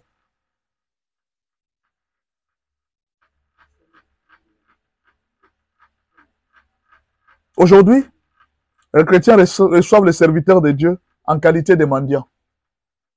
Vous recevez les serviteurs de Dieu en qualité de mendiants, en qualité de TikTokers, en qualité d'influenceurs, en qualité des amis, en qualité de quelqu'un avec qui on avait étudié, en qualité d'un ami d'enfance. C'est comme ça. Ah, c'est un ami. D'ailleurs, je l'ai frappé quand on était dans... Je l'ai frappé. J'ai 3 filles. Quand j'achète pour une, elle demande pour les autres aussi, mais quand elle... Il n'y a pas terminé. Vous comprenez? Quand on achète pour elle, elle demande pour les autres. Ça, c'est un bon exemple. Et les enfants ne se souviennent pas de leur papa. C'est-à-dire, la fille est là. Quand papa lui achète une chose, elle demande pour ses amis. Mais elle ne demande jamais pour papa. Papa, pour toi aussi, non. Elle ne pense pas à son père. Seulement pour ses frères. Papa, achète aussi pour elle. Achète aussi pour elle, mais pour ses frères. C'est ça, les enfants. N'oubliez pas. Tout ce que vous avez, c'est le Père qui vous a donné. C'est le Père qui vous a donné. Pensez d'abord à lui. Quand vous recevez quelqu'un en qualité de... Vous recevez qui? Vous avez besoin d'un problème de maternité. Regardez les gens qui ont mis au monde. Ils ont reçu les serviteurs de Dieu en qualité de Dieu. Regardez la femme qui a fait longtemps. 100 mètres au monde, qu'est-ce qu'elle a fait? Elle a dit au prophète, il dit, je vais te construire une maison ici. Élisée, tu ne partiras plus d'ici. Regarde, je t'ai construit une maison, une chambre haute. Tu viendras ici, tu te reposeras. Cette femme n'avait pas d'enfant. Élisée lui a dit, tu as fait de bien pour nous. Qu'est-ce que nous pouvons faire pour toi? Il dit, l'année prochaine, tu tiendras un enfant. Et la femme avait tenu l'enfant. Et cet enfant était mort, l'enfant était même ressuscité. Vous recevez les serviteurs en qualité de qui? Ce sont les choses les plus importantes dans votre vie. En qualité de qui vous recevez un serviteur de Dieu? En qualité de qui vous me recevez sur votre TikTok, sur votre... Vous me recevez en qualité de qui? D'un ami? D'un influenceur? Faites attention, les qualités trompent beaucoup de gens. Hein? Les qualités là, ça trompe beaucoup de gens. Dès que tu as un ami serviteur de Dieu, tu sais qu'il parle, il plaide pour le nom de Dieu. Cesse de rester avec lui dans les amitiés. Considère-le comme serviteur de Dieu. Les sons, ça ne sort pas bien, vous essayez un peu de me dire. Les sons, pasteur, les sons. Je ne sais pas si ça sort bien. Le son, ça va, ok, merci beaucoup. Vérifie dans ton téléphone, on me dit que le son, ça va. Est-ce que vous comprenez? Oui, on me dit que le son, ça va. Est-ce que vous comprenez? S'il vous plaît, à partir d'aujourd'hui, dès que tu as un ami serviteur de Dieu, définis la qualité. À ça, je vous demande, hein, définis la qualité avec laquelle vous êtes avec lui. Si tu continues à le considérer comme un ami, tu ne recevras jamais la récompense de Dieu. À travers lui. En tout cas, à travers lui, non. Tu pourras recevoir ça à travers une autre personne. Or, moi, je ne souhaite pas avoir un serviteur de Dieu que je commence à le considérer comme un ami. Non, je préfère profiter de la récompense de cet homme de Dieu. Est-ce que vous comprenez? Profitez de la récompense. Vous les recevez en qualité de qui? Vous savez, quand vous êtes adorateur, vous devez comprendre le principe spirituel. Recevez-le en qualité de Dieu. Ne le recevez pas en qualité d'homme. Ne me recevez pas en tant que TikToker. Ne me recevez pas en tant... Non, recevez-moi en qualité d'un envoyé de Dieu. C'est alors que vous recevrez la récompense. Je ne sais pas comment vous considérez votre pasteur. Je ne sais pas. Aujourd'hui, vous allez trouver des chrétiens qui sont des hypocrites. Quand il est à l'église, ouais, pasteur, non, ça c'est un homme de Dieu. Quand il sort dehors, il les critique. Beaucoup de pasteurs ne sont pas reçus comme des pasteurs. Beaucoup de pasteurs sont reçus comme des aventuriers, comme des mendiants. Les pasteurs n'ont rien à manger. Les pasteurs aussi, ils souffrent. Hein? Ils souffrent. On les reçoit comme un mendiant. Quand vous les recevez comme mendiant, vous recevrez la récompense du mendiant. C'est pourquoi, quand vous voyez un serviteur de Dieu venir pour vous, mettez dans votre tête comme si c'est Dieu qui est venu vous visiter. Faites attention avec ça. Revoyez bien votre façon de faire les choses. Mais toi aussi, serviteur de Dieu, quand on te reçoit au nom de Dieu, ne te fais pas Dieu. Voilà pourquoi Dieu, avant de former les serviteurs de Dieu, il les prépare d'abord à être humbles. L'humilité est très importante pour devenir serviteur de Dieu. Parce que la gloire qui est destinée à Dieu vous sera parfois destinée à vous. Imaginez un peu tuer la femme d'un président. Les tapis rouges qu'on met pour le président, ce n'est pas destiné à la femme. C'est destiné au président. Mais la femme accompagne le président. Elle est obligée de marcher sur le tapis rouge. Si vous comprenez? Faites attention. Les serviteurs de Dieu, soyez humbles. Quand vous êtes femme du président, là, vous marchez sur le tapis rouge. Ne vous considérez pas comme président. Non. Vous marchez seulement à cause du nom de votre mari. Ce n'est pas parce que les gens vous reçoivent et vous donnent des honneurs que vous voulez prendre la gloire de Dieu. Non. C'est ce que Bati avait fait. Ne le faites jamais. Remettez toujours la gloire au Seigneur. Beaucoup de serviteurs de Dieu ont abusé. Le fait qu'on les a reçus au nom de Dieu, ils ont commencé à prendre la place de Dieu. Non, tu es juste la femme du président. Si tu marches sur le tapis rouge, c'est à cause de ton mari. C'est à cause de Jésus qu'on nous donne ces honneurs que vous voyez là, les gens vous respectent. C'est à cause de Jésus. Ne faites pas de ces honneurs-là un mauvais usage. Continuez à être humble et remettez toute la gloire à Dieu, pas à vous.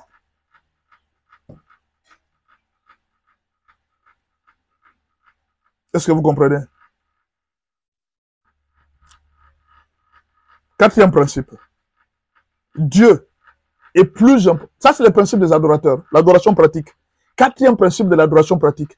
Dieu est plus important que toute chose, que toutes les richesses, que nos familles. Il est plus important que nos vies. Un vrai adorateur doit considérer Dieu plus important que toute chose. Ça, je vous dis la vérité. Vous devez considérer Dieu plus que toute chose. Dieu doit être au-dessus de tout. Non, vous ne comprenez pas. Je dis ceci. Dieu doit être au-dessus de toutes choses pour votre vie. C'est-à-dire, dès que vous avez gagné Dieu sur la terre ici, il n'y a plus rien de plus important que Dieu. Plus rien. Vos enfants, votre femme, votre entreprise, tout ce que vous avez, il n'y a plus rien de plus important que Dieu. Le trésor que vous avez, la richesse que vous avez, c'est Dieu. C'est ça un adorateur. Le trésor, votre trésor. Vous voyez, chacun a son cœur là où se trouve son trésor. Parmi les hommes, chacun a toujours son cœur là où se trouve son trésor. Quel est votre trésor? Quel est votre trésor? Chacun a son cœur là où se trouve son trésor. La question de savoir quel est votre trésor, où se trouve votre trésor. Faites de Dieu votre trésor. Un vrai adorateur. La pratique, ce n'est pas de venir là, non, tu viens, tu donnes même un moitié, non. Tout, quand tu deviens seulement chrétien, tout ce que tu as ne t'appartient plus. Ça appartient à Dieu. Je répète. Quand tu deviens chrétien, tout ce que tu as ne t'appartient plus. Ça appartient à Dieu. Et ce n'est pas qu'on va te forcer, c'est volontaire. C'est toi-même qui donnes tout à Dieu. On va lire quelques versets. Matthieu 16, verset 24. Alors Jésus dit à ses disciples, si quelqu'un veut venir après moi, qu'il renonce à lui-même et qu'il se charge de sa croix et qu'il me suive. Matthieu 16, verset 25. Car celui qui voudra sauver sa vie la perdra, mais celui qui la perdra à cause de moi la trouvera. Matthieu 16, verset 26. Que servirait-il à un homme de gagner tout le monde s'il perdait son âme? Et que donnerait un homme en échange de son âme? Qu'est-ce que tu peux donner en échange de ton âme? Celui qui est devant toi, il est venu sauver ton âme. Donc l'argent ne représente rien devant celui qui sauve l'âme. Un sauveur de ton âme, la chose la plus importante de ta vie, c'est ton âme. Mais Jésus est venu sauver ton âme. C'est-à-dire, même si tu perdais l'argent, même si tu perdais ta femme, tu perdais des épouses, cela n'est rien par rapport au salut de ton âme. Dieu a dit à Satan, tu peux toucher toute la richesse de Job, mais ne touche pas à son âme. Satan avait le droit sur les biens matériels, sur tout, mais pas sur l'âme. Dieu l'a interdit. Il dit ne touche pas à son âme. L'âme, c'est la partie la plus importante de ta vie. Et celui qui détient ton âme, c'est le Seigneur Jésus. C'est là que se trouve ton trésor. Maintenant, le grand problème, c'est quoi avec les adorateurs actuels? Leur trésor, c'est l'argent. Leur trésor, c'est la famille. Leur trésor, c'est son mari. Son trésor à lui, c'est l'argent qui se trouve dans la banque. Son trésor à lui, c'est son entreprise. Son trésor à lui, c'est son église. Son trésor à lui, ce sont les brebis. Non. Le seul trésor que nous avons, c'est Jésus-Christ, le sauveur de notre âme. L'apôtre Paul, pour l'apôtre Paul, la mort en Christ était un gain. Pour lui, mourir en Christ, mieux vaut mourir en Christ que demeurer à vivre sur la terre. Mais aujourd'hui, beaucoup de chrétiens n'aiment pas mourir. C'est curieux quand même. Pourquoi vous n'aimez pas mourir? Pourquoi nous n'aimons pas mourir? Parce que même moi aussi. Pourquoi nous n'aimons pas mourir? L'apôtre Paul dit que la mort met un gain. Pourquoi pour nous aujourd'hui, nous nous battons même contre l'esprit des morts? Non, je ne mourrai pas, je vivrai. Je ne mourrai pas, je vivrai, je ne mourrai pas. Mais l'apôtre Paul dit que la mort met un gain. Si je pars aujourd'hui, j'ai la chance d'être sauvé, d'aller au ciel, de vivre avec mon Dieu. Que si je continue à vivre, demain peut-être je peux tomber et rater la course. Donc mourir actuellement, c'est un gain pour moi parce que je vais rencontrer mon Seigneur. Je vais vivre loin, tout près de mon maître. Je veux me reposer. Nicole qui me salue, Nicole... Kamwika, je crois. Que Dieu, voilà, je regarde un peu bien. Que Dieu te bénisse. Bonjour, Nicole. Pour Daniel, mieux vaut mourir plutôt qu'adorer une statuette. Il dit, je préfère mourir. Je préfère qu'on me tue, mais je n'adorerai jamais une statuette. Ça, c'est Daniel. Il dit, moi, Daniel, adorer une statuette, je ne le ferai pas. Tuez-moi. J'accepte qu'on me tue. Jetez-moi là où vous allez me jeter. Non, tu ne vois pas la fournaise de feu. Il dit, jetez-moi. Je n'adore pas une statuette. Pour Zachée, tous les matériels, tous les biens que j'ai, je donne ça aux pauvres. Bon, si j'avais pris quelque chose, je remets. C'est-à-dire, Zachée a trouvé Jésus plus précieux que sa richesse, plus précieux que l'argent. Alors qu'il y avait un autre jeune riche à qui on a demandé, il dit, de suivre et de vendre sa richesse. Il a dit non. Zachée a dit non. Je ne vois même plus l'importance de continuer à vivre sur la terre. Il n'y a pas quelque chose de plus important que Jésus. Il n'y a pas quelque chose que j'ai trouvé sur la terre qui dépasse cet homme. L'homme de Jésus. Rien ne lui dépasse. Tout ce qu'il a fait pour nous, c'est meilleur. Tout ce qu'il a fait pour nous, c'est bon. Pour beaucoup de gens aujourd'hui, le matériel et la richesse sont plus importants que Dieu. Les jours où les vrais adorateurs comprendront que l'argent n'est rien, la famille n'est rien, la vie même sur notre terre ici, notre vie n'est rien par rapport à Dieu, ils n'auront pas peur de se faire même martyr. Ce sera difficile qu'un chrétien puisse laisser la vie éternelle pour aller suivre les richesses de Satan. Non, ça sera difficile. Les jours où tu vas comprendre la valeur de Dieu dans ta vie, non, tu ne suivras plus les richesses de ce monde. Tu ne te battras plus pour ces richesses de ce monde. Tu ne vas pas faire n'importe quoi pour avoir la richesse de ce monde. Non, tu entres dans l'occultisme. Jésus est le trésor de l'humanité. C'est notre trésor. Quittez la distraction.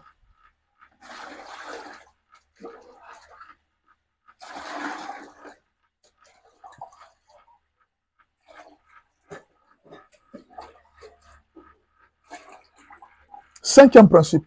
Je vais parler de 6 principes. Hein. Il me reste 2 et je vais terminer. Cinquième principe des adorateurs pratiques. Fais-le pour les bons samaritains. Quand je viendrai, je te payerai. Fais-le pour les samaritains. Non. Fais-le pour les blessés. Quand je viendrai, je te payerai. On va parler du bon samaritain. Cinquième principe, le principe du bon samaritain. Au fait, il y a 2 principes dans cette histoire du bon samaritain. Il y en a 2. Ça, c'est pour les adorateurs pratiques. Et ils ne jouent pas. Et ils ne font pas de théories. Je suis adorateur de Dieu. Tu vois une personne en train de souffrir, tu les laisses. Si Dieu vivait en toi, qu'est-ce qu'il allait faire? Non, je dis ceci. Si Dieu vivait en toi, qu'est-ce qu'il allait faire? Il allait voir aussi une personne blessée et l'abandonner. Dieu aussi allait faire ça. Mais c'est toi qui représentes Dieu. Un lévite est passé, il a vu une personne blessée. Le lévite ne l'a même pas touché, il ne l'a même pas regardé. On va lire l'histoire. Mais un samaritain, Luc 10, verset 33. Luc 10, verset 33. Mais un samaritain qui voyageait, étant venu là, fut ému de compassion lorsqu'il les vit. Luc 10, verset 34. Il s'approcha et banda ses plaies en y versant de l'huile et du vin. Puis il s'est mis sur sa propre monture. Puis il les mit sur sa propre monture, les conduisit à une hôtellerie et prit soin de lui. Luc 10, verset 35. Le lendemain, il tira 2 deniers, les donna à l'hôte et dit, aie soin de lui. Et ce que tu dépenseras de plus, je te les rendrai à mon retour. Vous savez, tout celui qui voyage, tout celui qui fait les affaires, il a besoin de 2 choses. Il a besoin de temps. Ils sont pressés, les gens qui font des affaires. De 2, ils ont besoin de la liquidité. Ils ont besoin du temps et de la liquidité. Tous les voyageurs, tous ceux qui font des affaires, ils savent ça. Ils ont besoin du temps. C'est pourquoi on a fait des crédits, des cartes de crédit. Pourquoi on a fait des cartes? C'est pour avoir la liquidité à tout moment. Je suis à l'aéroport, je peux avoir l'argent. Je suis ici, je peux retirer l'argent. Je suis ici, je peux retirer l'argent. C'est pourquoi on a fait les cartes de crédit. C'est parce que les voyageurs, les commerçants ont besoin de 2 choses. Le temps et la liquidité. Maintenant, regardez ces bons samaritains. Ils s'arrêtent. Vous voyez le lévite, c'est le serviteur de Dieu. Lui était pressé. Le serviteur de Dieu est pressé. Il passe. Il est passé parce qu'il est pressé. Lui, il est passé. La vie de cet homme ne l'a pas intéressé. Mais l'adorateur pratique de Dieu, Jésus a donné, soyez comme cet homme. Il a soigné, il a pris soin de cette personne. Il a pris soin des bons samaritains. Ce sont ces bons samaritains qui manquent aujourd'hui dans l'église. Nous avons beaucoup de gens qui crient, mais quand ils arrivent à la cité, pour aider même quelqu'un qui est malade, ils ne le font pas. Quand ils arrivent à la cité, vous allez voir une femme qui vient de mettre au monde dans l'église, il n'y a personne qui s'occupe d'elle, ni pour aller la voir, non, on est là, on est en train de la regarder, elle a mis au monde, elle aussi pour mettre au monde. Beaucoup d'enfants comme ça, à l'heure actuelle, la vie est chère. Ce sont les adorateurs que nous avons dans nos églises. À tout moment des critiques, à tout moment, ils ne font rien, rien. J'ai vu quelqu'un qui a été blessé. Aujourd'hui, vous allez trouver même des gens en train de filmer. Quelqu'un qui a commis l'accident. Le sang est en train de couler. Au lieu de fuir, de prendre la personne, de l'amener à l'hôpital, non. Nous avons des adorateurs de vidéos qui filment. J'ai vu cet événement, je vais publier ça. J'ai vu ça, je vais publier ça. Mais la personne est en train d'être blessée. La personne est en train de mourir. Moi-même, je l'ai vu mourir à mes yeux. Les bons samaritains ont refusé. Il a dit, je ne fais pas ça. Malgré que je suis voyageur, malgré que je n'ai pas le temps, malgré que je n'ai pas les liquidités, il a arrêté son temps pour sauver une âme. Deuxièmement, il est parti à l'hôtel. Il a loué l'hôtel. Il a donné son argent, la liquidité. Il a sacrifié les deux choses, le temps et la liquidité. Pour la richesse d'un commerçant, c'est le temps et la liquidité. Mais lui a sacrifié le temps et la liquidité. Et il a dit au monsieur, je reviendrai te payer encore pour tous les soins que tu prendras de lui.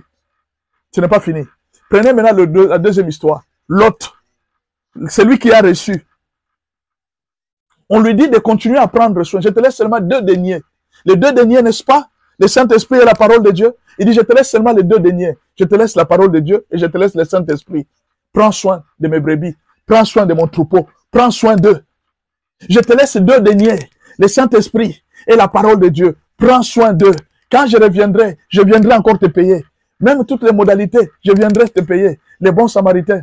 N'est-ce pas Jésus? N'est-ce pas toi aussi? Tu dois être le bon samaritain. N'est-ce pas moi aussi qui dois être le bon samaritain? Mais l'autre qui a reçu les malades, n'est-ce pas le serviteur de Dieu qui doit être aussi un autre? Tu as une hôtellerie, tu dois recevoir les gens, les blessés, ceux qui ont blessé dans la terre. Mais tu as 2 choses. On t'a laissé 2 deniers. Le premier denier, c'est la parole de Dieu. Le deuxième denier, c'est le Saint-Esprit. Avec ces 2, va sauver les malades. Avec ces 2, prends en charge les malades. Quand le bon samaritain reviendra, il reviendra te payer. Quand Jésus va revenir, il viendra te récompenser. N'est-ce pas ça la parole de Dieu? N'est-ce pas ça l'évangélisation? N'est-ce pas ça l'adoration? C'est ça les vrais adorateurs. Vous voulez quelle adoration? Je me pose la question. Une adoration sans amour. Une adoration sans la pratique de l'amour. Une adoration où on ne prend pas soin des malades. Une adoration où on ne prend pas soin des brebis. C'est quel type d'adoration? C'est quel type d'adorateur? Vous ne savez plus prendre soin des gens. Et vous êtes adorateur. Vous ne savez plus visiter les malades, les prisonniers, et vous êtes adorateur. Non, ce sont des instruments qui vous intéressent. Dieu aime les instruments. Et vous allez voir les gens qui disent, l'adoration, c'est ça la nourriture de Dieu. Dieu aime l'adoration. Non, Dieu aime la pratique de l'amour. Dieu aime les gens qui pratiquent l'amour, des gens qui visitent les malades, des gens qui visitent les prisonniers, des gens qui guérissent les malades, des gens qui s'intéressent aux pauvres.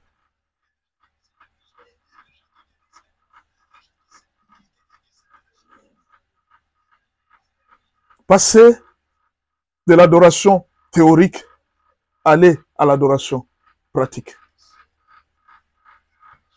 Je vais terminer.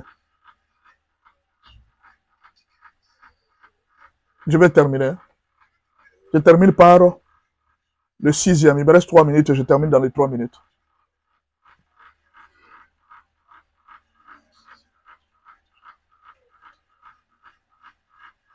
Mais avant de terminer, je vous lis ce verset. Hébreux 13, verset 2.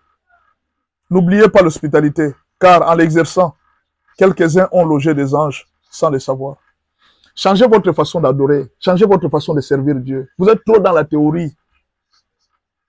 Vous adorez Dieu des lèvres. Vous êtes trop dans la théorie.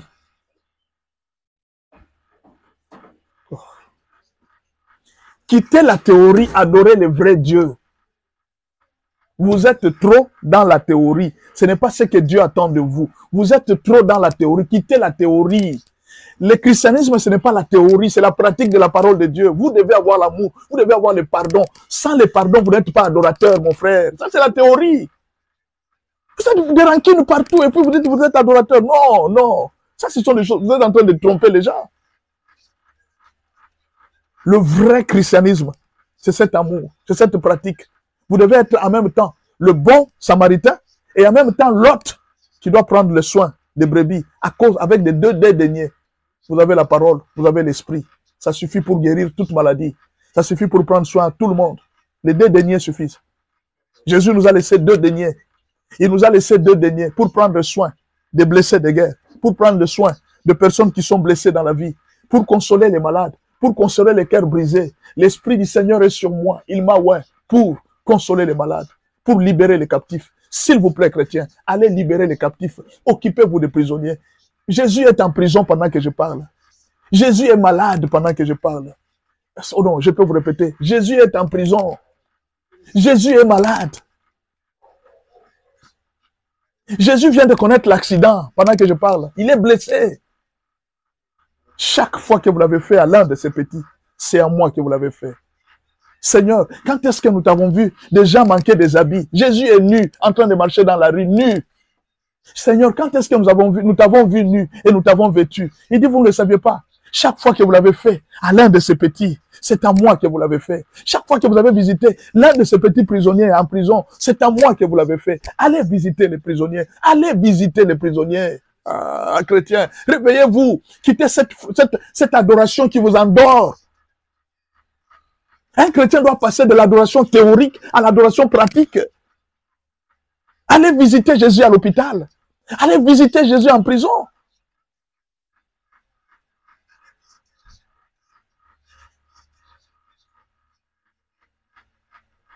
Oh, non, Jésus est roi des rois. Il ne peut pas être dans la prison. Mais lui-même vous dit que je suis en prison. Pendant que je vous parle là, je suis en prison. Je suis à l'hôpital malade. Je viens de connaître un accident. Je suis dans la rue, je suis nu. Écoute, essaie un peu de sortir aujourd'hui. Va dans la rue, tu vas trouver Jésus est nu. Non, tu ne comprends pas. Va adorer. Continue à adorer, à chanter. Jésus, Jésus, Jésus, Jésus. Va adorer. Mais il est nu dans la rue. Il n'a pas d'habit. Il est nu dans la rue. Jésus est en prison. Il n'a pas à manger. Vous pensez que les prisonniers ne manquent à manger? Non, il y a des prisonniers qui mangent bien. Hein. La visite, la consolation.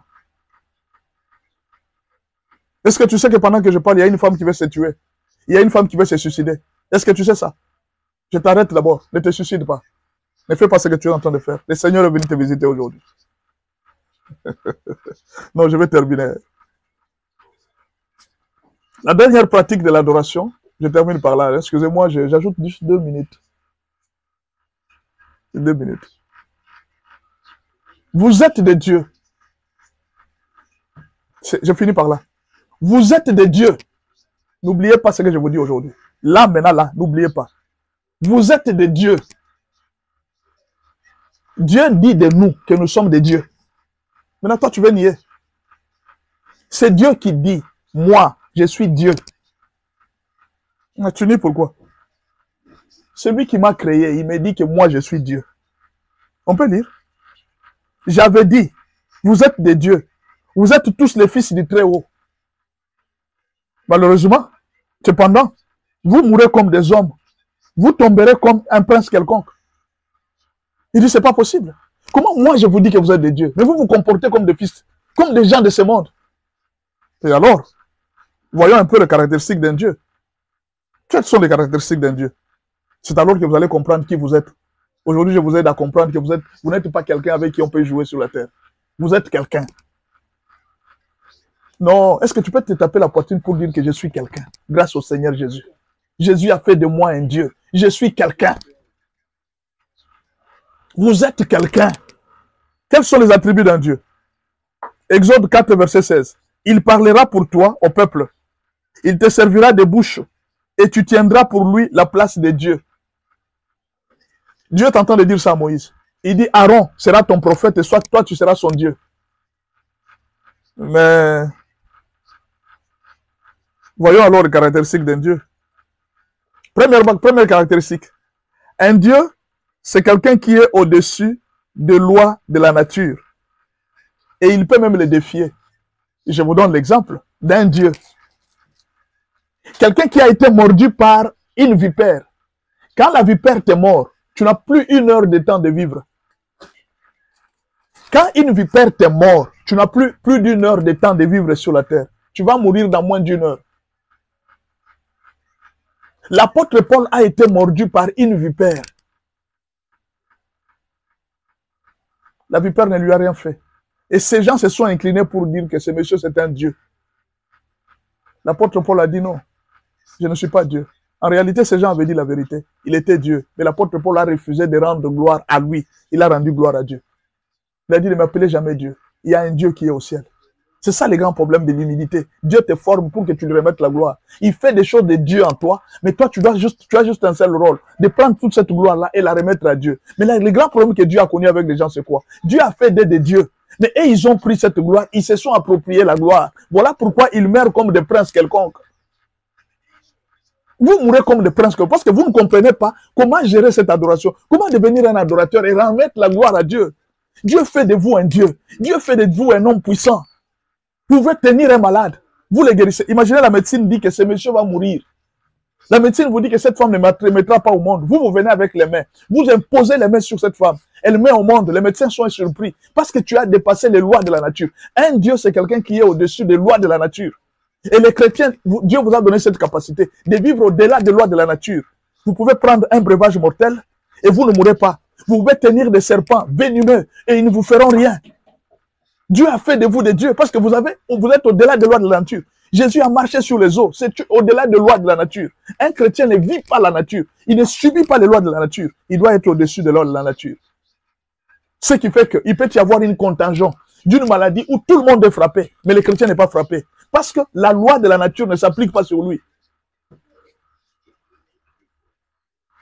Deuxième qualité d'un Dieu. Il résout tous les problèmes des peuples. Quand les gens viennent chez les chrétiens, ils doivent trouver la solution à tous les problèmes. Je dis à tous les problèmes. C'est Jésus qui a dit, rien n'est impossible à celui qui croit. Quand on dit rien n'est impossible, c'est-à-dire tu as la capacité de résoudre tous les problèmes des humains. Un enfant de Dieu, c'est un Dieu parce qu'il est capable de résoudre tous les problèmes des humains. On t'amène des problèmes financiers, tu dois résoudre.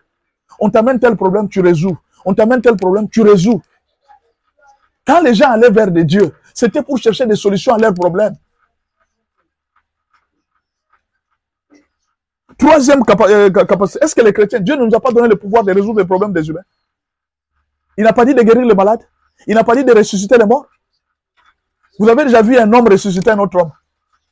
Vous avez déjà vu un homme guérir un autre malade? À part la médecine qui sont en train de faire la médecine. Vous arrivez avec la prière, vous guérissez un malade. Vous trouvez que ça c'est normal? Jésus vous a donné la capacité de résoudre les problèmes de Dieu. Pourquoi on vous appelle des dieux? Mais malheureusement, au lieu de prendre la gloire et de la remettre à Dieu, vous vous êtes comportés comme des humains. Vous vous êtes approprié la gloire de Dieu. Voilà pourquoi vous humains, vous mourrez comme des humains. Vous n'avez pas compris c'est quoi la gloire de Dieu. Toute la gloire doit être remise à Dieu. Quel que soit ce que Dieu fait avec toi. Quels que soient les miracles que Dieu fait avec toi. Troisième critère d'un Dieu.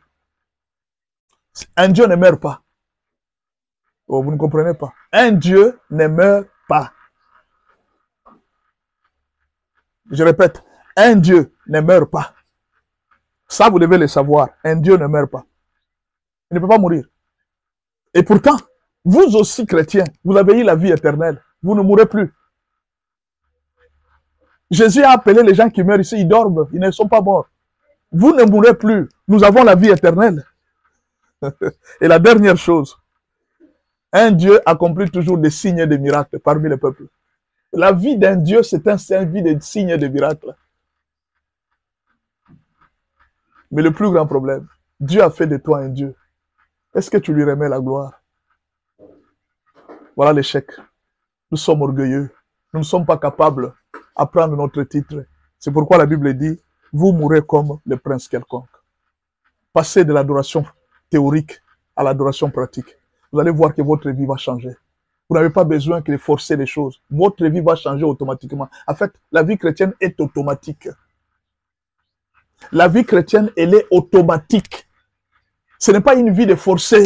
Vous forcez le mariage, vous forcez le travail. Non, faites seulement ce que... Écoutez, c'est comme un véhicule. Vous ne pouvez pas forcer le véhicule, non. Vous commencez à forcer, à pousser le véhicule, non. Le véhicule ne marche pas comme ça. Dès que vous entrez, vous vous mettez sur le siège. On vous a déjà tout mis là-bas. Les contacts, tout. Vous allez voir un tableau s'allumer. Le tableau vous indique. Il dit ici, il n'y a pas d'essence. Ici, il n'y a pas d'huile. Va faire un effort. Tu descends. Tu vas ajouter l'essence. Tu vas ajouter l'huile. Tu allumes encore. Tu vas voir que le moteur s'allume. Et tout est résolu. C'est ça la vie chrétienne. Dès que tu respectes les principes de l'adoration, tout devient automatique chez toi. Tout répond normalement. Qui a déjà fait pleuvoir la pluie? Personne. Tu n'as jamais fait pleuvoir la pluie. La pluie, Dieu a déjà établi le principe de la pluie. Ça respecte. Toi aussi, si tu entres dans le domaine d'un adorateur, un adorateur pratique, pas adorateur théorique, tu vas voir que les principes de la terre vont commencer à t'obéir et la vie deviendra facile. Oh, que Dieu vous bénisse, enfants de Dieu. En tout cas pour aujourd'hui, je dois m'arrêter par là. J'ai beaucoup parlé, je vous ai dit qu'il y avait beaucoup de choses à dire, mais je dois m'arrêter par là. Passer, ma conclusion est celle-là, passer de l'adoration théorique à l'adoration pratique. Commencez à pratiquer l'adoration. Ne soyez pas toujours des gens qui sont là pour chanter des instruments. Non. Commencez à pratiquer l'adoration. Et vous allez voir comment est-ce que votre vie va changer. Oh Seigneur Jésus, rends-moi un adorateur, un vrai adorateur. Ceux qui adorent Dieu en esprit et en vérité. Ceux qui adorent Dieu dans la bouche et dans le cœur. Ceux qui adorent Dieu dans la bouche et dans la pratique. Seigneur, je veux devenir un vrai adorateur. Car ce sont de tels adorateurs que tu recherches sur la terre. Oui, Seigneur, aide-moi à devenir une source de bénédiction à travers l'adoration. Aide-moi, éternel Dieu, à accomplir ta volonté sur la terre. Dans le nom de Jésus-Christ de Nazareth. Merci encore pour aujourd'hui. Je bénis tout le monde qui est venu dans ce live. Je te bénis. Que Dieu t'ouvre les portes. Que Dieu te bénisse. Que Dieu te guérisse. Que Dieu te donne la paix pour les problèmes qui te dérangent dans le cœur. Que Dieu t'aide à payer, à terminer le loyer parce que jusqu'à aujourd'hui, tu n'as pas encore trouvé l'argent. Que Dieu te donne l'argent pour te payer le loyer, les minervales des enfants et tout ce que tu as perdu. Soyez bénis au nom de Jésus-Christ. Merci beaucoup et à la prochaine.